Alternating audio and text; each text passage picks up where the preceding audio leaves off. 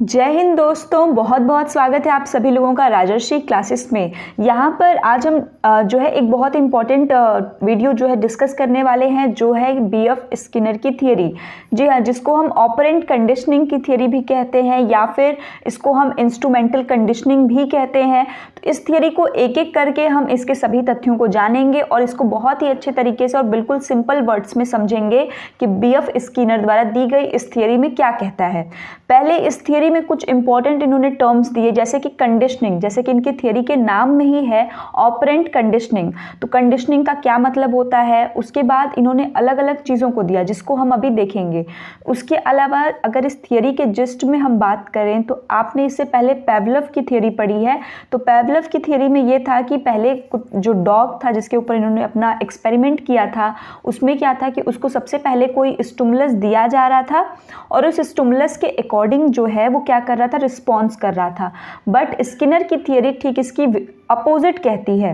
Skinner की theory जो है ये कहती है कि आप पहले स्टिमुलस मत दीजिए, सबसे पहले रिस्पॉन्स होने दीजिए। जब कई सारे रिस्पॉन्स में जब वो सही रिस्पॉन्स करेगा तब आप उसको उसके अकॉर्डिंग क्या करिए, आप उसको स्टिमुलस प्रोवाइड कराइए। इसीलिए कभी कभी इस थियरी को हम आरएस थियरी भी कहते हैं, दैट मीन्स रिस्पॉन्स, और फिर उसके बाद स्टिमुलस थियरी भी हम कहते हैं। क्लियर। तो अब हम इसके आगे देखेंगे, जैसा कि आपको दिख रहा है। सबसे पहले हम समझेंगे कंडीशनिंग क्या होती है, अनुबंधन क्या होता है। तो अनुबंधन जब कोई भी, आप कह सकते हैं आपके सामने कोई भी दो वस्तुएं हैं और दोनों का आपस में कोई ना कोई आपको लिंक है या आप लिंक करा रहे हैं, तो वो आपकी कंडीशनिंग होती है। जैसे हमने पेवलव के केस में ही देखा था कि जब कुत्ते के सामने फूड लाया जा रहा तो वो सलाइवेट कर रहा था, उसको लार्वा जो है सलाइवेशन हो रही थी। तो ये आपका नेचुरल है, क्योंकि खाने को देखकर जो है सलाइवेशन सबका होता है। बट अगर उसने बेल रिंग के साथ किया तो दैट मीन्स उस घंटी के साथ कोई ना कोई ऐसी चीज़ उसको एसोसिएट करके बताई गई, तो ये कंडीशनिंग है। तो कंडीशनिंग क्या होता है कि एसोसिएशन द्वारा, मतलब जिसमें आप क्या कर रहे हैं, एसोसिएट कर रहे हैं, स्टिमुलस और रिस्पॉन्स में एक रिलेशन को बिल्ड कर रहे हैं। कोई चीज़ आपके सामने दिखाई जा रही है, उसको देखकर जब आप किसी चीज़ के साथ क्या करते हैं, एसोसिएट कर लेते हैं, तो दैट इज़ कंडीशनिंग। आपने देखा होगा स्कूल में जैसे ही इंटरवल की बेल बजती है या छुट्टी की बेल बजती है, तुरंत बच्चे जो है उसके बाद 2 मिनट और पढ़ना नहीं चाहते हैं। क्यों? क्योंकि उस रिंग के साथ उनके जो ब्रेन है उसका क्या हो चुका है, एसोसिएशन हो चुका है कि इसके बाद हमको लंच करना है, इसके बाद हमें घर जाना है। इसके बाद एक है ऑपरेंट कंडीशनिंग। ऑपरेंट कंडीशनिंग जानने से पहले हम ये जानेंगे कि रिस्पोंडेंट बिहेवियर और ऑपरेंट बिहेवियर क्या होता है, क्योंकि तभी हम कंडीशनिंग को क्लियर समझ पाएंगे। तो जब आपसे रिस्पोंडेंट बिहेवियर कहता है, तो रिस्पोंडेंट बिहेवियर जो है आप पेवलव के केस में देखते हैं कि जब कोई भी क्रिया किसी उद्दीपक के माध्यम से होती है। जी हाँ, उद्दीपक के माध्यम से होने का क्या आशय है कि जैसे हमने पेवलव के केस में देखा था ना कि पहले डॉग को फूड दिखाया जा रहा था, खाना दिया जा रहा था, तब उसको सलाइवेशन हो रहा था। तो ये उद्दीपक दिखा करके उससे वो प्रोसेस कराई जा रही है। तो ये आपका क्या है, ये आपका रिस्पोंडेंट बिहेवियर है। क्या है? रिस्पोंडेंट बिहेवियर की रिस्पॉन्स उसके आधार पर कराया जा रहा है। जब हम बात करेंगे ऑपरेंट बिहेवियर की, तो ऑपरेंट बिहेवियर का संबंध हमेशा स्किनर से होता है। याद रखने के लिए आप इसको याद रख सकते हैं कि ऑपरेंट कंडीशनिंग स्किनर की थियरी का नाम है, तो ऑपरेंट बिहेवियर भी स्किनर से एसोसिएटेड है, संबंधित है। अब ये ऑपरेंट बिहेवियर कहता क्या है, तो ऑपरेंट बिहेवियर ये कहता है कि जब आप जो है अधिगमकर्ता या जिसको भी आप करा रहे हैं उसको आप पहले कई रिस्पॉन्स करने की जो है अनुमति दे दें, उसको छोड़ दें कि वो कई सारे रिस्पॉन्स करे। उन रिस्पॉन्स में से जब वो कुछ रिस्पॉन्स जो है सही करेगा, तो उस सही रिस्पॉन्स के आधार पर आप जो है उसको जो है रेनफोर्स करेंगे, उसको पुनर्बलित करते हैं।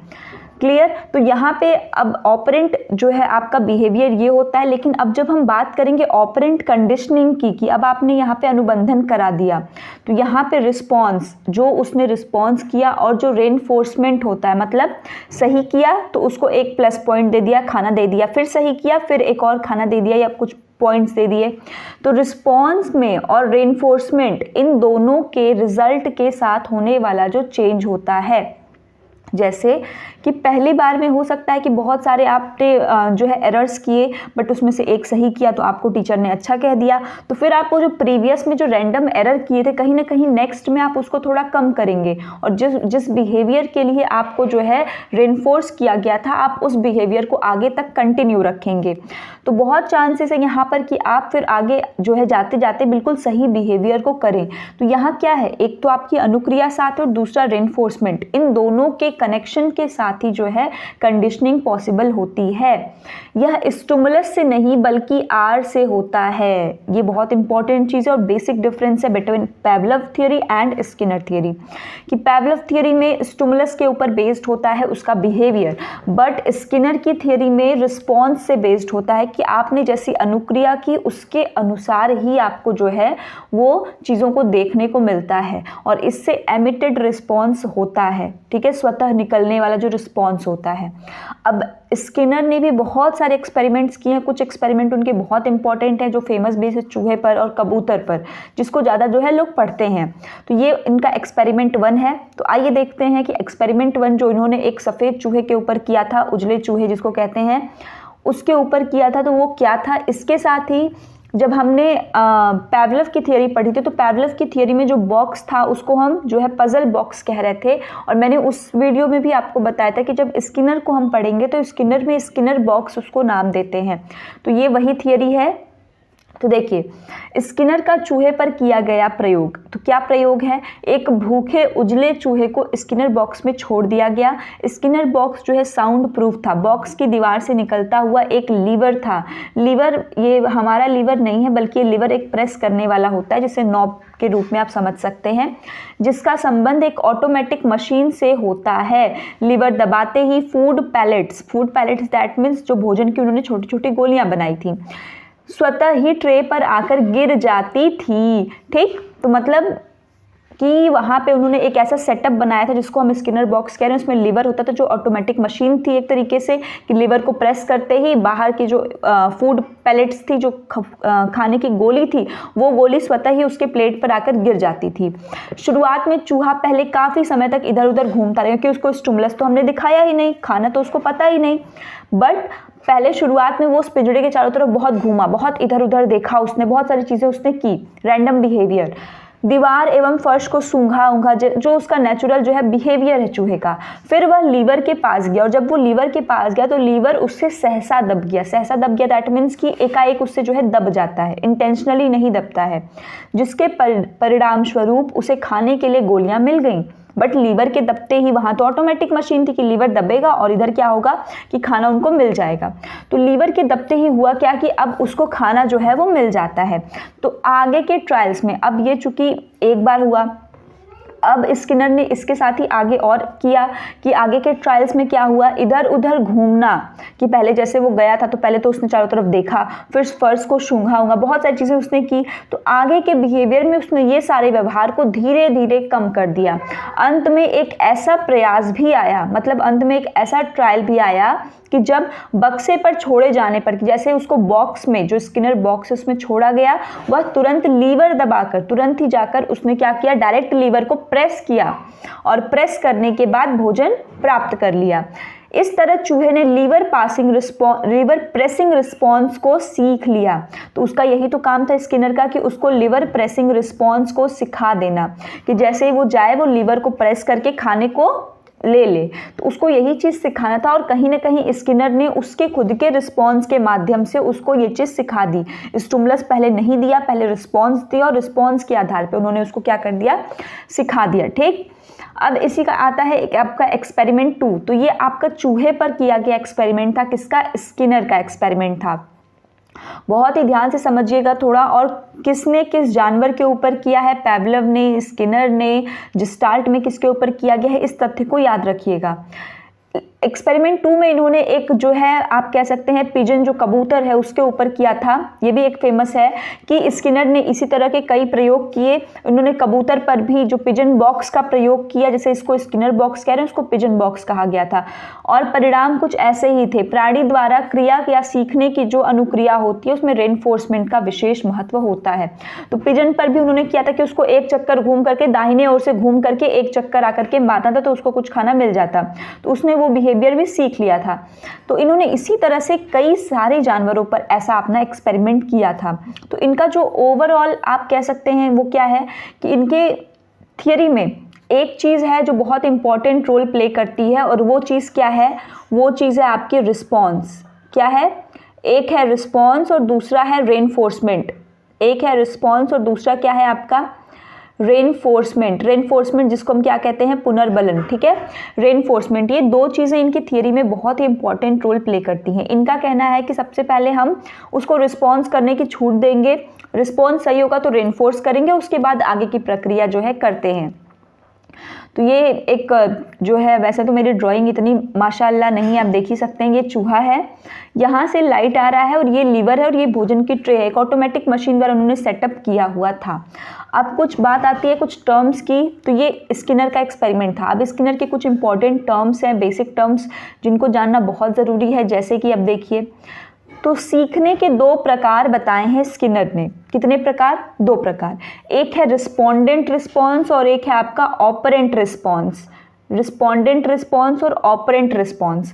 तो हमेशा याद रखिएगा कि रिस्पोंडेंट रिस्पॉन्स किसके साथ एसोसिएट आप करेंगे? पैवलोव के साथ, जिसको टाइप एस कहते हैं। इनवॉलेंट्री होता है, वो अपने आप ही होता है, कि जैसे कि खाने को देख करके सलाइवेशन का होना। ठीक, इसको टाइप एस की स्टिमुलस देखा नहीं और जो है क्या होने लगा? एक्शंस करने, मतलब एक्शंस जो है स्वतः ही होने लगे। इस पे आदमी का कोई जोर नहीं होता कि नहीं वो कंट्रोल करके रख सकता है, ऐसा नहीं होता। वो इनवॉलेंट्री होता है, ऐच्छिक होता है। ठीक है, अनैच्छिक होता है। ठीक है, वो जो है कंट्रोल नहीं कर सकते, इसीलिए इसको हम क्या कहते हैं? टाइप एस कहते हैं, स्टिमुलस टाइप, इसीलिए इसको हम क्या कहते हैं? नेक्स्ट है आपका ऑपरेंट रिस्पॉन्स। अगर हम ऑपरेंट रिस्पॉन्स की बात करते हैं तो ये आपका कंडीशनिंग के थ्रू होता है, कि जैसे जब आपने कंडीशनिंग कराई तब उसको पहले ही नहीं पता कि लीवर को प्रेस करते ही खाना मिलेगा, उसने उस चीज़ को सीखा, तब उसको ये चीज़ जो है समझ में आई। क्लियर? तो अब इसके बाद ये आपका किस में आएगा? ये आएगा आपका टाइप आर में। तो ये आपके सीखने के दो प्रकार दिया है, जिसको किसने दिया है? स्किनर ने दिया है। अब हम रेनफोर्समेंट की बात करते हैं, पुनर्बलन। तो देखिए, रेनफोर्समेंट बहुत इंपॉर्टेंट रोल प्ले करता है। अगर आप देखेंगे कि आप कोई भी एग्जाम की प्रिपरेशन कर रहे हैं या आपने कोई अच्छा काम किया और उसके लिए अगर आपको रिवॉर्ड मिल जाता है, तो रिवॉर्ड आपके लिए कितना इंपॉर्टेंट रोल प्ले करता है, कि उसको देखकर अगर आपने बच्चों को भी दे दिया तो बच्चे बड़े खुश रहते हैं कि यार हमको तो ये प्राइज़ मिला है, देखो हम क्लास में फर्स्ट आए हैं, ये इतना अच्छा मिला है। तो रेनफोर्समेंट से बच्चा उस काम को आगे तक बढ़ाने के लिए, मोटिवेटेड रहने के लिए भी बहुत इंपॉर्टेंट होता है। तो स्किनर ने रेनफोर्समेंट पर बहुत बल दिया है। इनका कहना है, वैसे तो रेनफोर्समेंट के टाइप्स भी बताए हैं कि जो पॉजिटिव भी होता है और निगेटिव भी होता है। पॉजिटिव रेनफोर्समेंट पुनर्बलन का काम होता है कि कोई भी जो एक्शन बच्चा कर रहा है, रिस्पॉन्स कर रहा है, उसको आगे बढ़ाना। निगेटिव का काम होता है कि उसको कम करना। क्लियर? अब अगर आप स्किनर के एक्सपेरिमेंट में अगर हम बात करें तो पॉजिटिव रेनफोर्समेंट उसके लिए फूड था, हम लोगों के लिए अप्रेजल हो सकता है, खाना उसके लिए था, क्योंकि भाई चूहे के लिए क्या काम है? खाना ही तो है। निगेटिव क्या था? रोशनी, तेज हवा, शॉक। अब काफ़ी सारे एक्सपेरिमेंट में ऐसा देखा गया है कि उसके गलत बिहेवियर को एलिमिनेट करने के लिए, दूर करने के लिए, जब वो इधर उधर के व्यवहार करता है, सूंघता है या उछलता है, तो उसको कभी कभी लाइट के शॉक्स दिए जाते हैं या वेव्स जो है रोशनी कर दी जाती है कि उसको अच्छा ना लगे। ठीक, तो उसको क्या किया जाता है कि ये निगेटिव है, कि तुम अगर ऐसा करोगे तो तुमको ऐसा देखने को मिलेगा। तो इस चीज़ से वो दूर होने के लिए भी वो काफ़ी सारे ऐसे बिहेवियर को रिपीट करने से बचते हैं।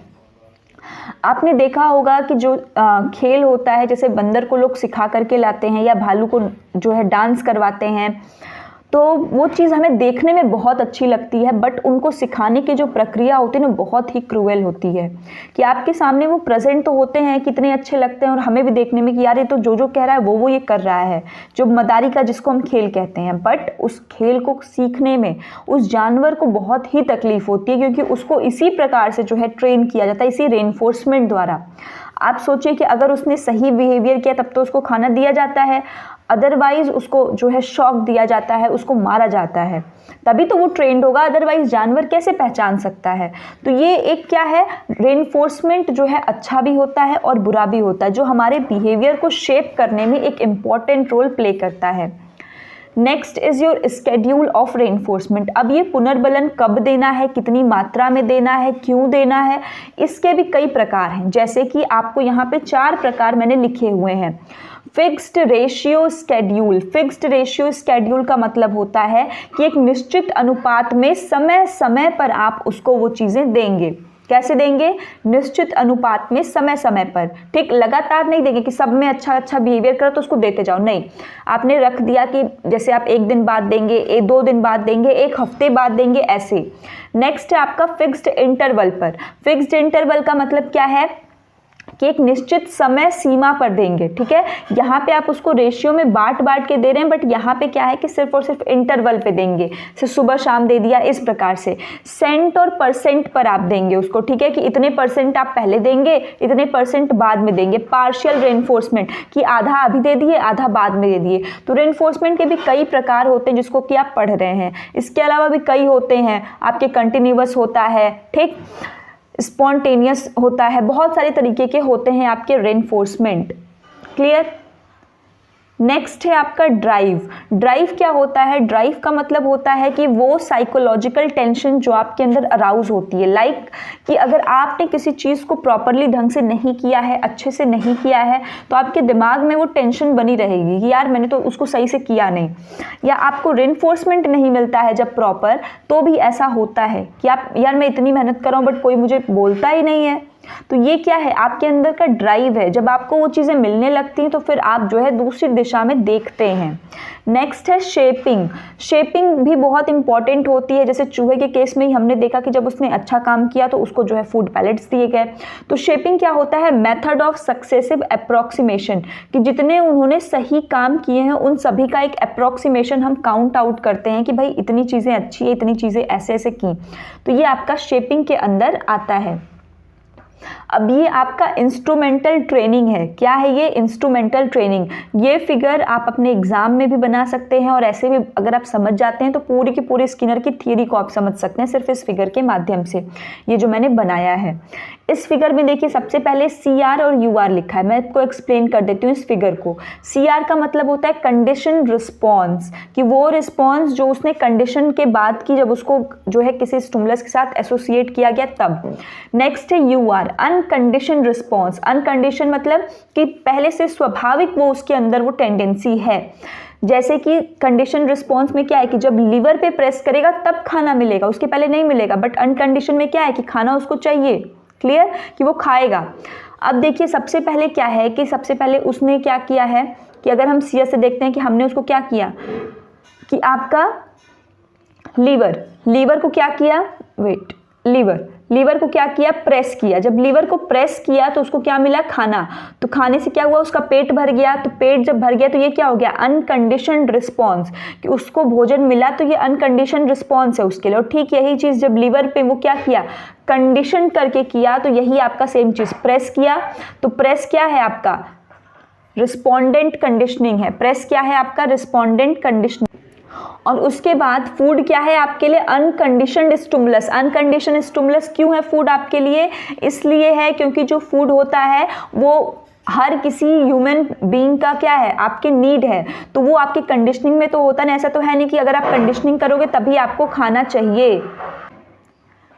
क्लियर? तो ये सबकी नीड है। तो और उसके बाद आपका आ जाएगा UCR, अनकंडीशनड रिस्पॉन्स। और फूड देख करके जो वो अनकंडीशनड स्टिमुलस है तो सभी उसको क्या करेंगे, अनकंडीशनड।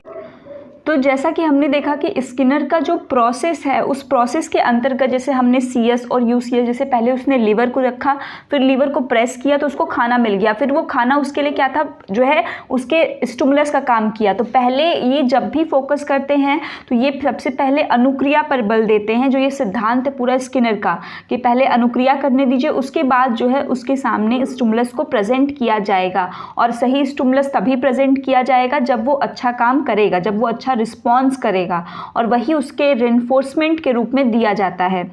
बट इस थियरी की भी कुछ क्या है, लिमिटेशंस हैं। लिमिटेशंस क्या है कि ये मनुष्य के सीखने की व्याख्या नहीं करता है। इसका मतलब क्या है कि जैसे उन्होंने तो सीख, ठीक है, इसके साथ ही जो है मतलब ये है कि इन्होंने ये प्रयोग जानवरों पर किया, तो जानवर हो सकता है इस प्रकार से सीख लें किंतु मनुष्य इस प्रकार से नहीं सीख पाएगा। नेक्स्ट है कि ये सिर्फ और सिर्फ एक्सट्रिंसिक मोटिवेशन पर बल देते हैं, बाहरी अभिप्रेरणा पर, कि मनुष्य के अंदर आंतरिक अभिप्रेरणा क्या है उससे कोई महत्व नहीं है, उसको पुनर्बलित करके प्रॉपर तरीके से रेनफोर्स करके उसको जो है हम मोटिवेट कर सकते हैं, जो सिर्फ और सिर्फ एक्सटर्नल फैक्टर है। थर्ड है लर्निंग इनका एक मैकेनिकल प्रोसेस के मैकेनिकल तौर पे ये देखता है, ठीक है, जैसे की हो गया, लिवर हो गया कि उसको प्रेस करेगा तो आएगा खाना, नहीं तो स्टिमुलस उसको नहीं प्रॉपर होगा, तो ये सारी चीज़ें।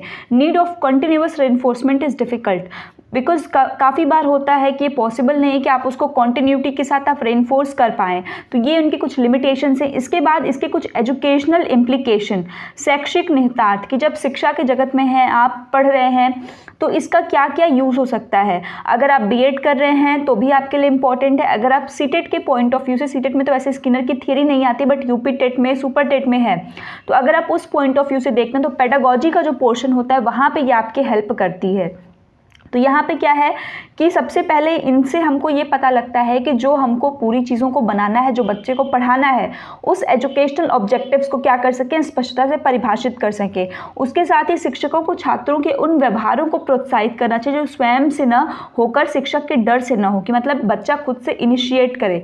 मोटिवेशन का सही से ध्यान रखना है, एक्सट्रिंसिक मोटिवेशन पर अधिक बल जो है हमको थोड़ा सा देना है ताकि बच्चा क्या करे, रहे। क्यों? क्योंकि इंट्रिंसिक तो उसकी खुद की होगी बट एक्सट्रिंसिक हमको उसको देते रहना है, प्राइज़ दे दें, रिवॉर्ड्स दे दें, कुछ जो है बच्चे को इस प्रकार से देना है। प्रोग्राम लर्निंग, छोटे छोटे लर्निंग में, स्मॉल स्टेप्स में उसकी मदद करनी है सीखने में। बच्चे के अंदर जो है हमें जो बच्चे जैसे मेंटली रिटार्डेड हो गए, जो प्रॉब्लमेटिक चाइल्ड हैं, उनके अंदर हम इस थियरी का यूज़ करके उनके अंदर चेंज ला सकते हैं, ठीक। और जब बच्चा इनिशियल स्टेज में जब वो ज़्यादा गलतियाँ करता है तो उसके हर एक जो है एक्शंस पर हमको फोकस करना है, ठीक। पहले हमको 100% और बाद में पार्शियल रेनफोर्समेंट देना है, मतलब पहले हमको थोड़ा कम फिर कम कम करके और उसके बाद लास्ट में जाके रोक रोक के पार्शियल रेनफोर्समेंट का प्रावधान करना है। तो आज के लिए इतना ही। अगर आपको थ्योरी अच्छी लगी हो, समझ में आई हो, तो वीडियो को लाइक कर दें और चैनल पर पहली बार विजिट करें तो सब्सक्राइब कर दें। तो मिलते हैं नेक्स्ट वीडियो में, तब तक अपना ख्याल रखिए। That's all, thank you.